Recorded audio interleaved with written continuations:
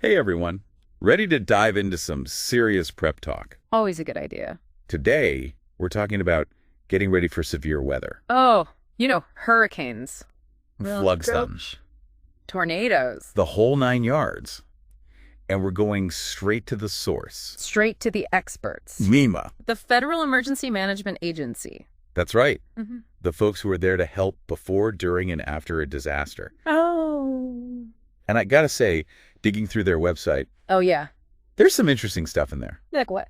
Like, did you know they have tips on how to save your family heirlooms during a disaster? Really? See, that's smart thinking, though. Calm down. Because when you're in that moment and chaos hits, you're not thinking. You don't have time to think. You need to know what to do to protect what matters most. Exactly. And that's where FEMA steps in to guide us. Absolutely. Being prepared can make all the difference. Okay, so first things first. Let's do it. I was checking out FEMA's website, and the first thing I noticed was this list of current disasters. And it's not just recent events. Some of these go way back. No, really? Like they have Hurricane Helene and Tropical Storm Debbie. Way back. They even have Hurricane Francine listed, which hit earlier this year, if I remember correctly. That's fascinating. It really shows you how FEMA is in it for the long haul. Right. It's not just about the immediate response, but the long-term recovery, too. So it's a marathon, not a sprint. Exactly. Which brings us to their advice on what to do before disaster strikes. Mm-hmm. They really emphasize those key things. The essentials. Building a disaster kit. So important. Having an evacuation plan. Knowing where you're going, how you're getting there. And understanding your flood risk. Oh, especially with climate change and the crazy weather we've been having. That's a whole other deep dive. Oh, for sure. But FEMA actually has some fantastic resources to help you understand your flood risk specifically. Like what? Well, there's the National Flood Insurance Program, or NFIP for short. Okay, I've heard of that. It can really help protect your home financially if flooding becomes an issue. That makes sense. And then they have these flood maps. You can actually see your area's vulnerability to flooding in detail. Oh, wow. I should check that out. Seriously, it's super helpful. Do you even know your flood zone? You know what? I have no idea. It's worth looking into, trust me. I'm definitely going to after this. But getting back to FEMA's website, Yeah. what really stood out to me was how specific their preparedness guides get. They have separate resources for hurricanes. Oh, of course. Tornadoes, That sense. wildfires, even earthquakes. Well, that makes perfect sense when you think about it. Right. I mean, preparing for a wildfire in California is completely different from prepping for a hurricane in Florida. Totally different approaches. Exactly. Yeah. And FEMA gets that. They're not giving you this generic one-size-fits-all advice. Right. It's tailored to your specific situation. Precisely. They want you to be prepared for the risks that are most likely to affect you. That's smart. Yeah. Now, let's say a hurricane like Francine hits. Oh, yeah, a big one. FEMA doesn't just sit back and watch. They're on the ground, coordinating the delivery of supplies. Oh, absolutely. Food, water generator. Those blue tarps you always see. Oh, yeah. Classic FEMA blue tarps. That's a massive operation. It is a huge logistical feat. And they don't do it alone? No way. They work with everyone, other government agencies, nonprofits, volunteers. A whole team effort. It's all about collaboration, making sure aid gets to the people who need it most. It's pretty amazing when you think about it, all the moving parts. Truly remarkable. But here's the thing that really got me thinking. It's not just about immediate relief. Oh, no, it goes way beyond that. FEMA sticks around to help communities rebuild and recover. The long game. That's where their grant programs come in, I'm guessing. Right, you got it. FEMA offers a variety of grants to help communities rebuild infrastructure. Okay, yeah. Get their economies back on track. Right. And most importantly, take steps to reduce their risk in the future. Hold on. Yeah. I need to pause you there for a second. Oh. What does that mean exactly? Reduce their risk.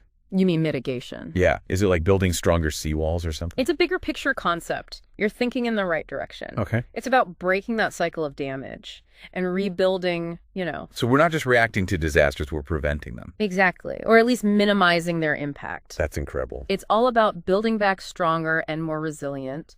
And FEMA has these hazard mitigation assistance grants to help communities do just that. So what kind of projects are we talking about? Well, it depends on the specific risks a community faces. But it could be things like elevating homes in flood-prone areas Makes sense. or reinforcing structures to withstand high winds. So they're not just fixing what's broken, they're making things better. You got it. And there are other programs, too, like the Community Assistance Program for States, which provides broader support for recovery and long-term resilience. So it's about investing in a safer and more sustainable future.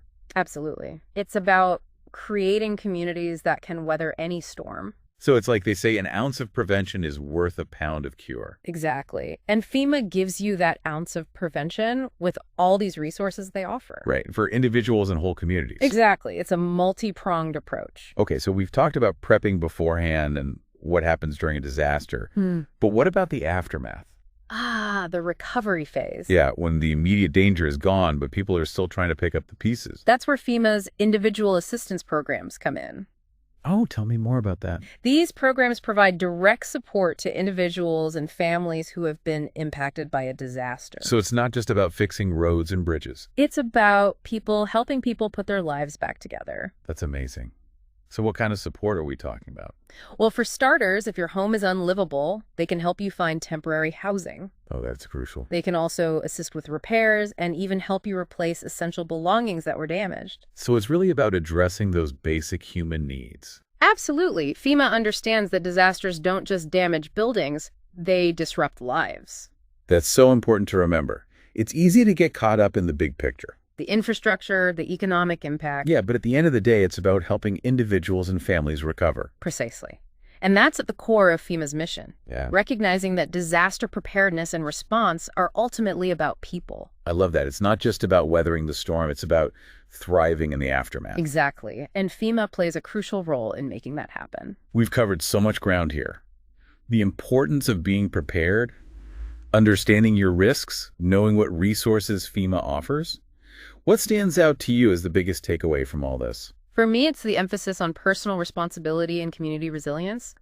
FEMA can provide guidance and support, but ultimately it's up to each of us to take charge of our own preparedness. It's empowering, isn't it? It is. It's not about waiting for someone to rescue us. It's about taking action. To protect ourselves and the people we care about. Well said.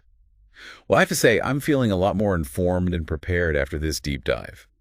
But I know we've only scratched the surface of what FEMA does and all the resources they have. Where can our listeners go to learn more? FEMA's website, FEMA.gov, is a treasure trove of information. It's chock full of details on everything from disaster preparedness to response and recovery. They even have specific guidance for different types of disasters. Oh, that's fantastic. No, and they have sections on protecting family heirlooms and even preparing your pets for emergencies. Okay, that's amazing.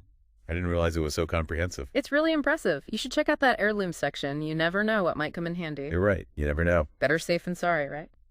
All right, folks, we've reached the end of our deep dive into FEMA and severe weather preparedness. We hope you found this information helpful, maybe even a little inspiring. We hope so. Remember, knowledge is power, and being prepared can make all the difference when disaster strikes. And on that note, we'll leave you with one final thought. Preparedness isn't just about checklists and supplies. It's about building a culture of resilience in our communities. It's about looking out for one another and being ready to face whatever challenges come our way. Stay safe out there. So where do we go from here? What does all this mean for our listeners? Well, the main thing is don't wait until a disaster is already happening to start thinking about being prepared. Right. Take some time, check out FEMA's website. Yeah. Figure out what risks are most relevant to you where you live. Right. And then start making a plan for yourself and your family. Yeah. It's like peace of mind insurance, you know? Oh, absolutely. Knowing you've taken steps to be ready, Yeah. it can make a stressful situation so much easier to handle. Definitely. And it's not just a one-time thing either. Right. You know, it's something you gotta keep revisiting as you learn more about potential hazards and FEMA's recommendations. You can tweak your plan along the way. The more you know, the more confident you'll be. Exactly.